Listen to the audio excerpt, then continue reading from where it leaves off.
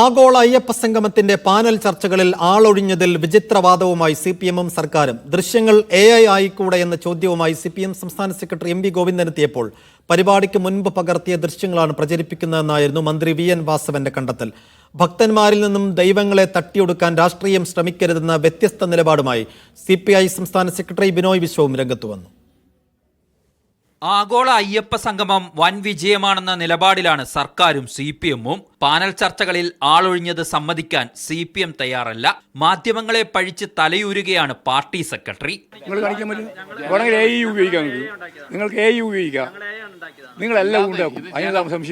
Party സെക്രട്ടറിയുടെ AI സിദ്ധാന്തത്തിനൊപ്പമല്ല മന്ത്രി VN Vasavan. പക്ഷേ ചർച്ചകളിൽ ആളൊഴിഞ്ഞത് സമ്മതിക്കാൻ മന്ത്രിയും തയ്യാറല്ല.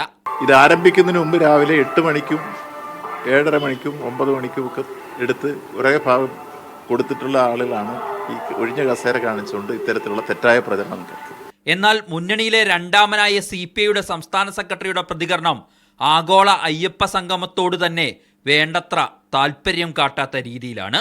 അയ്യപ്പൻ്റെ ഭക്തന്മാർക്ക് വിട്ടുകൊടുക്കുക, രാഷ്ട്രീയം കയറി ഒരുപാട് അതിൽ കടന്ന് കുത്തുമറിയാതിരിക്കുക. ഭക്തന്മാരുടെ വിഷയമാണ് ദൈവവും ദേവാലയങ്ങളുമെല്ലാം. ആ ഭക്തന്മാരിൽ നിന്ന് ദൈവങ്ങളെ തട്ടിപ്പറിക്കാൻ രാഷ്ട്രീയം ശ്രമിക്കരുത്. അതേസമയം NSS SNDP പ്രതിനിധികളെ വേദിയിലെത്തിക്കാൻ കഴിഞ്ഞത് സർക്കാരിന് രാഷ്ട്രീയമായ നേട്ടമായി മാറിയെന്നതിൽ സംശയമില്ല. ചർച്ചകളിലെ നിർദ്ദേശങ്ങൾ ക്രോഡീകരിക്കാനായി 18-അംഗ സമിതിയും ദേവസ്വം ബോർഡ് ചുമതലപ്പെടുത്തി. എന്നാൽ സമിതിയുടെ നിയമസാധുതയിൽ സംശയങ്ങൾ ശക്തമാണ്. മീഡിയ 1 തിരുവനന്തപുരം.